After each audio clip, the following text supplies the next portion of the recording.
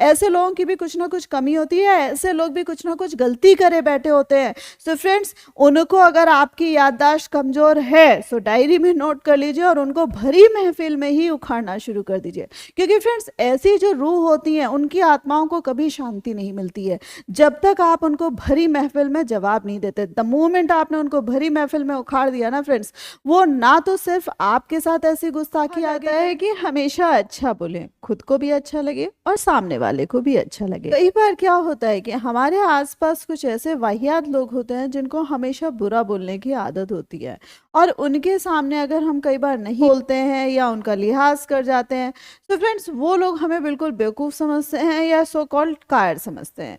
तो फ्रेंड्स, बुरे बोलने वाले जो ऐसे लोग होते हैं उनको कभी भी शांति नहीं मिलती है। आज का विषय यही है कि बुरा बोलने वालों को कैसे जवाब दिया जाए। जो मैं सबसे पहला एग्जाम्पल ले रही हूँ कि कई बार हमारी उम्र से ऐसे छोटे लोग होते हैं जिनकी अपशब्द बोलने की आदत होती है या बुरा बोलने की आदत होती है। उन्हें सामने वालों की उम्र का लिहाज नहीं होता है, यानी कि किस तरीके का वो जोक पास कर रहे हैं, किस तरीके का टॉन्ट मार गए या किस तरीके से उन्होंने सामने वाले की तौहीन कर दी, उसका उनको बिल्कुल भी इल्म नहीं होता है।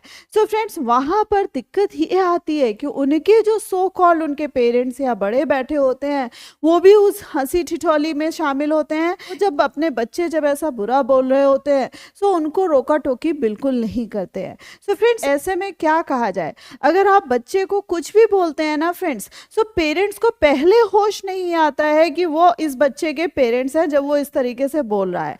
लेकिन द मोमेंट आपने उस बच्चे को कुछ बोलना शुरू किया सो पेरेंट्स को याद आ जाता है कि नहीं नहीं, हम ही तो इसके असली माँ बाप हैं और हमें रिएक्ट करना चाहिए। सो फ्रेंड्स, यहाँ पर अगर आपकी बेइज्जती बच्चा कर रहा है और पेरेंट्स उसमें मुस्कुरा रहे हैं या हाँ में हाँ मिला रहे हैं या मूक दर्शक बने बैठे हैं, तो फ्रेंड्स वहां पर बच्चे को अच्छे से जवाब दीजिए और उसे सीधा कर दीजिए। गलती से पेरेंट्स उसमें टांग अड़ाए, ये सीधे सीधे आपको पेरेंट्स को कन्फ्रंट नहीं करना है, बट अगर द मोमेंट गलती से अगर पेरेंट्स ने उसमें टांग अड़ा दी, यानी कि पहले जो उन्हें अड़ानी चाहिए जब उन्होंने नहीं बोला, तो अगर बाद में कुछ बोलते हैं सो फ्रेंड्स वहां पर पेरेंट्स को भी दो शब्द सुनाने से गुरेज मत करिएगा। तरीके से फ्रेंड्स, कई बार क्या होता है कि हमारे जो बड़े होते हैं सो कॉल्ड, इनको एक आदत पड़ी होती है कि गड़े मुर्दे उखाड़ते रहते हैं, यानी कि आपने जो पास्ट में गलती करी होती है उसी को उठा उठा के वो हर समय पिटाई करते रहते हैं या उसी पर कुछ कुछ बोलते रहते हैं।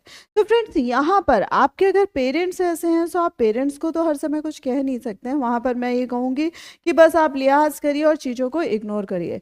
बट कुछ ऐसे बड़े होते हैं जो हमारे बड़ों की कैटेगरी में तो आ रहे होते हैं, बट वो हमें एज इट इज छोटा नहीं ले रहे होते हैं। कि जब उन्हें सुनाने का मन कर रहा होता है ना, तो आप उनके लिए किसी तरीके का एक पंचिंग बैग होते हो या एक डस्टबिन की तरह होते हो जिसे वो दिल खोलकर सुना रहे होते हैं, पुराना नया अतीत सब कुछ। और जो शब्द बोलने चाहिए नहीं बोलने चाहिए वो सारे के सारे वो शब्द उड़ेल रहे होते हैं। तो फ्रेंड्स, ऐसी जगह पे भी आप बड़ों का लिहाज करिए, एक बार, दो बार, तीन बार, 20 बार, बट उसके बाद भी इस तरीके का कार्यक्रम जारी रहता है। सो फ्रेंड्स, वहां पर उनको भी याद दिलाना जरूरी है कि भाई शब्दों का सही चयन करें और मैं मर्यादा में रह रहा हूं उसी तरीके से आप भी मर्यादा में रहें। इसी में जो फ्रेंड्स नेक्स्ट चीज आ रही है कि हर समय हमें इस तरीके का ये जो अपमान होता है या इस तरीके के जो बुरे शब्दों का सामना होता है करने की कोई जरूरत नहीं होती है। फ्रेंड्स, हमने कुछ ऐसा कहीं बॉन्ड पेपर नहीं भरा होता है कि हम ऐसी जगह पे शिरकत करें जहां पर लोग हमें सुनाए जा रहे हैं और वहां पर हम मुंह झुकाए बैठ के ऐसे सुन रहे हैं कि जैसे ये हमारी नियति है। तो फ्रेंड्स, अगर जिस जगह पे आपका सम्मान नहीं हो रहा है, लोग आपको कुछ समझ नहीं रहे हो, चाहे वो बड़े छोटे मंझोले किसी भी एज ग्रुप के हो फ्रेंड्स, तो वहां पर उन रिश्तों को, उन जगहों को और उन लोगों को छोड़ना ही बेहतर होता है। इसी में फ्रेंड्स कई बार देखा गया है कि भरी महफिल में कुछ लोगों की आदत होती है आपके ऊपर कुछ टीका टिप्पणी करने की। वही लोग जब अकेले दो पे दो आपसे बैठे होते हैं तो बड़े अच्छे से बड़ी अच्छी अच्छी मीठी मीठी बातें करते हैं, लेकिन जहां वो महफिल देखते हैं वहां पर वो कुछ ना कुछ चोंच मारना नहीं भूलते हैं। तो फ्रेंड्स, ऐसे जो लोग होते हैं, नीच प्रवृत्ति के लोग होते हैं फ्रेंड्स, जिनको भरी महफिल में ही सुनाने की आदत होती है, तो फ्रेंड्स वहां पर उनको भी कोशिश करिएगा कि भरी महफिल में जवाब दीजिएगा और वो जो जवाब हो आपका वो कम शब्दों में और सटीक सा हो। यानी कि आपने मेरी तारीफ में तो इतने कसीदे कर दिए, कभी आप अपनी भी तो तारीफ करिए। और फ्रेंड्स, ऐसे लोगों की जो आपको फितरत पता होती है, सो ऐसे लोगों की भी जो मूवमेंट्स होते हैं, ऐसे लोगों की भी कुछ ना कुछ कमजोरियां होती हैं, लोगों की भी कुछ ना कुछ कमी होती है, ऐसे लोग भी कुछ ना कुछ गलती करे बैठे होते हैं। सो फ्रेंड्स, उनको अगर आपकी याददाश्त कमजोर है, सो डायरी में नोट कर लीजिए और उनको भरी महफिल में ही उखाड़ना शुरू कर दीजिए। क्योंकि फ्रेंड्स, ऐसी जो रूह होती है, उनकी आत्माओं को कभी शांति नहीं मिलती है जब तक आप उनको भरी महफिल में जवाब नहीं देते। द मोमेंट आपने उनको भरी महफिल में उखाड़ दिया ना फ्रेंड्स, वो ना तो सिर्फ आपके साथ ऐसी गुस्ताखी आगे करेंगे, बल्कि ताउम्र वो सही हो जाएंगे और किसी के साथ उलझने के लिए। सेम वे फ्रेंड्स, आप जब वर्क प्लेस में होते हैं, आप अपना काम करते हैं, तो कई बार देखा जाता है कि इधर उधर के लोग जो अपनी खामियां, अपनी जो गलतियां होती हैं, वो सारा का सारा जो दोष होता है वो हमारे सर माथे कर देते हैं। हमारे ऊपर क्या ना क्या कसीदे गढ़े जाने लगते हैं, क्या बाहियात बातें बोली जाने लगती है, यानी कि सारे के सारे लोग मिलकर एक तरीके से हमें ही ब्लेम करने लगते हैं।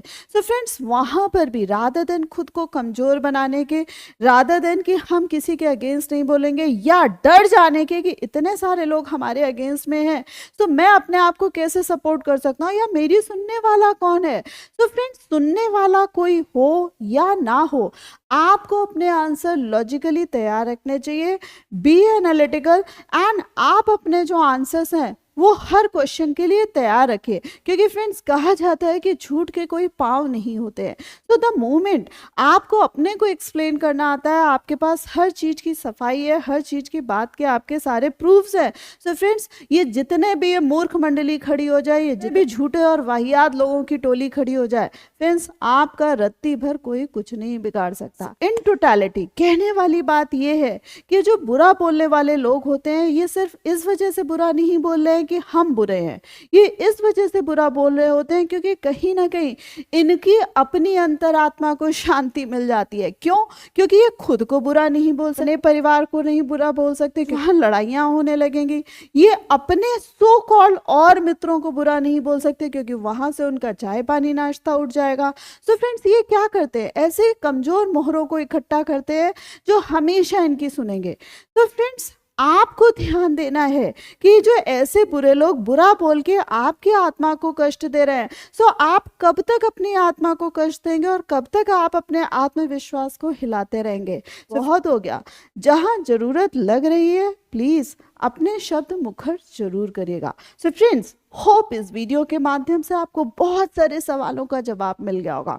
बट कौन सा जवाब आपको बहुत ज्यादा सटीक लगा, प्लीज मुझे कमेंट करके जरूर बताइएगा।